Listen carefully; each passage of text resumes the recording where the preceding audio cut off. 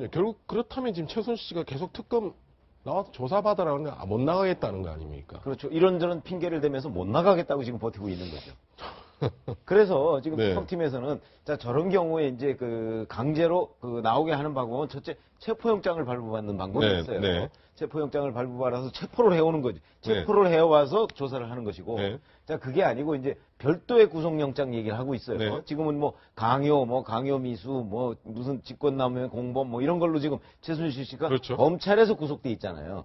그러니까 이걸 이제 특검에서 저거 외에 특검에서 그동안에 조사한 걸로 별도로 특검 명의로 구속영장을 청구하는 거예요. 네. 그렇게 해서 영장을 받아놓으면 훨씬 저 신병을 다루기가 쉬운 거죠. 네. 그러니까 이 두 가지 중에 하나로 특검에서 지금 검토를 하고 있다고 하는데 네.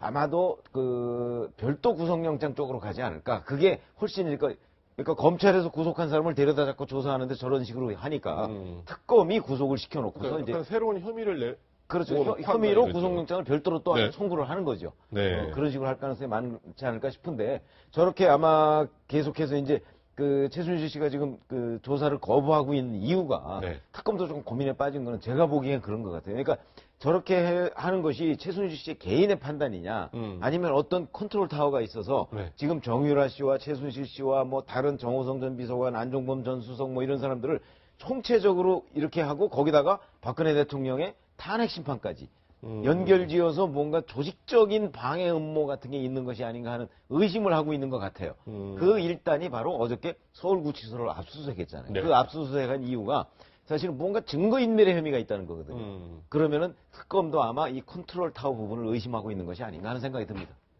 자, 이현정님. 네. 구치소를 압수수색했다.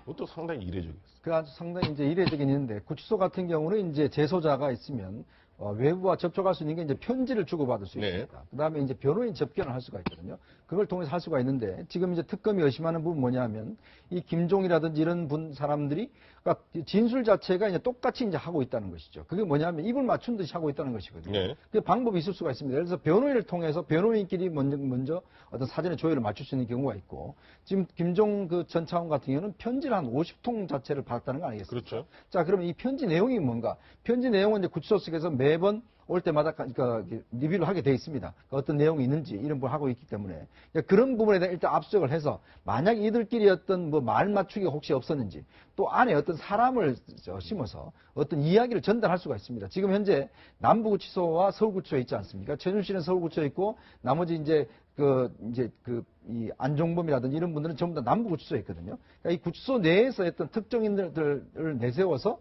어떤 서로 간에 소통할 수 있는 그런 방법이 있습니다. 그러니까 그렇기 때문에 일단 특검이 지금 압수한 이유는 이들이 뭔가 짜맞추기를 하는 것을 일단 사전에 방지하기 위한 조치인 것 같고 지금 네. 보면 헌법재판소에 지금 내일 심리를 하는데 내일 네. 지금 이재만 누구죠? 그 안 비서관 이 두 명이 지금 아예 안봉근이 아예 지금 동행명령장 자체를 접수를 안 하고 있습니다. 그러니까 전달을 못 하고 있어요. 네. 행방불명이 됐어요. 네. 그러니까 이런 걸로 보면 지금 전체적으로 현재 그다음 특검 여기에 보면 굉장히 시간 끌기 작전을 좀 하는 것 같아요. 시간 끌기 작전. 그러니까 정리라도 들어오지 네. 않고 그다음 특검이 지금 보면 시간이 점점 없어야 하니까 그렇죠. 2월 달면 끝나니까. 네. 그러니까 점점 보면은 수사를 제대로 하지 못하도록 좀 시간을 끌기 위해서 전체적으로 좀 하는 것이 아닌가라는 의혹을 가질 수가 있죠. 근데 네. 이 제야법조계에서는 구치소 압수수색은 정말 이례적이라고 이야기합니다. 네. 그러니까 검찰이 사실 신청한다고 해서 바로 나오는 게 아니지 않습니까? 네. 법원이 그거를 영장을 해야 되는데 이 구치소에 있는 사람은 사실 일단 이 신분의 제약이 있잖아요. 그런데 거기다 또 압수수색까지 하면 사실은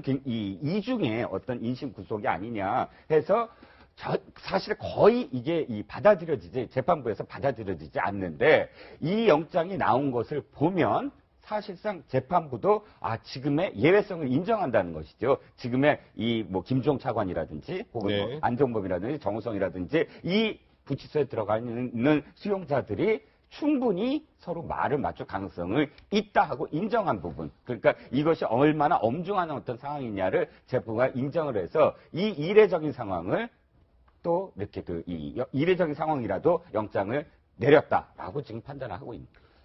자, 이 관련해서 지금 류철균 이화여대 교수가 대리시험 뭐 여러 가지 학사 특혜를 해줬다 이런 진술을 하고 있습니다. 과연 그게 김경숙 전 학장의 뭐 여러 가지 요청도 있었다 이런 얘기를 했는데 정작 본인은 한 석 달 전에 전혀 다르게 한번 얘기를 했습니다. 어떻게 얘기했는지 한번 들어보겠습니다. 그 오프라인 특강은 안 나왔고요. 그 오프라인 시험만 쳤습니다. 뭐 거의 못 썼는데요. 시험을 치기만 하면 기본 점수를 받아가지고 70점 그 커트라인에 70점 받아서 통과를 했고요. 결강이 많아가지고 3번에 걸쳐서 나눠서 쳤거든요. 그 중에 6월 11일에 나와서 쳤습니다. 아니요, 거의 못 썼어요. 예. 못 썼는데, 그러니까 거의 기본 점수에서 한 5점 더 받았나, 뭐, 거의 못 썼습니다. 예.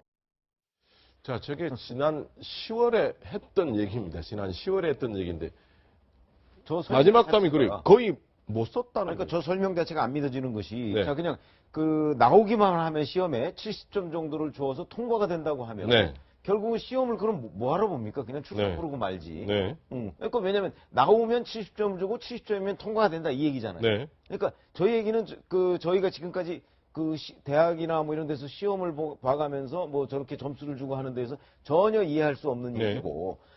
그런데 이제 저것도 사실은 거짓말이었잖아요. 저게 거짓말이라는 거짓말이었죠. 네. 왜 그러냐면 아예 시험도 안 본 거 아니에요. 아예 오지도 않았어요. 오지도 않았고. 네. 그런데 6월 11일 날 왔다고 날짜까지 특정을 했어요. 그런데 저 자체가 전부 다 거짓말이다 그러면 네. 지금 와서 또 뭐 김경수 학장이 자꾸 그 좀 봐주라고 그래서 3번씩이나 전화를 하고 그래서 봐줬다고 그러는데 그것도 최근에 와서는 또 뭐 조교한테 또 미룬다면서요. 네. 그런 걸 보면 유철균 교수의 말도 처음에는 저는 유철균 교수가 상당히 특검 조사에 협조를 하는구나 이렇게 생각을 했더니 그게 아닌가 봐요. 지금 네. 와서 저 얘기하는 걸 보면. 근데 저 말 자체에 굉장히 모순이 있어요. 뭐냐면 기본 점수가 70점이라고 그런 거 아닙니까? 네. 근데 정유라가 거의 못 썼대요. 네. 그랬는데 기본 점수에서 5점 더 받았대요. 그럼 네. 75점 받았다는 거예요. 그렇죠. 아, 이게 말이 돼요? 그러니까 네. 그 당시에 이거 인터뷰를 잘 꿰뚫어 봤으면 네. 그 당시에 이미 거짓말 한 거를 좀 뽑아냈어야 되는데 다소 늦은 감이 있네요. 네. 자, 이렇게 자꾸 말이 바뀌고 이러니까 이정훈 의원이 보기에, 이정훈 실장도 보기에 좀 자꾸 이게 어디 말을 믿어야 될지도 지금 헷갈리는 거예요. 뭐 믿어야 될지라기보다는 거의 다 모든 사람이 다 거짓말을 하고 있어요. 연루된 사람들이. 네. 특히나 결정적인 건 뭐냐면 어저께 그 정유라 씨가 거짓말을 한 게 드러났다는 거죠. 네. 정유라 씨가 어떻게 뭐라고 했냐면 자기는 김경숙 학장과 최경희 총장 두 사람을 한 번씩 만났다. 그리고 어머니와 함께 와서 만났는데 자기가 먼저 그 방에서 나왔더니 어머니가 뭐 조금 있다가 나와서 자기는 한 번도 안 갔는데 학점이 나왔더라. 이렇게 얘기를 했습니다. 그런데 오늘 밝혀진 사실은 지금 이 대에서 6명, 그러니까 지금 우리가 아는 사람들, 이 학장이니 총장이 하는 사람 말고도 학과장을 포함해서 유철균 교수 빼놓고도 3명의 교수가 바로 정유라 씨를 한 번 내지는 2번 자기 방에 데리고 가서 학점을 잘 맞는 방법을 교육을 했다는 거죠. 그게 이 교육부 감사에 지금 드러났다는 것인데 이렇게 보면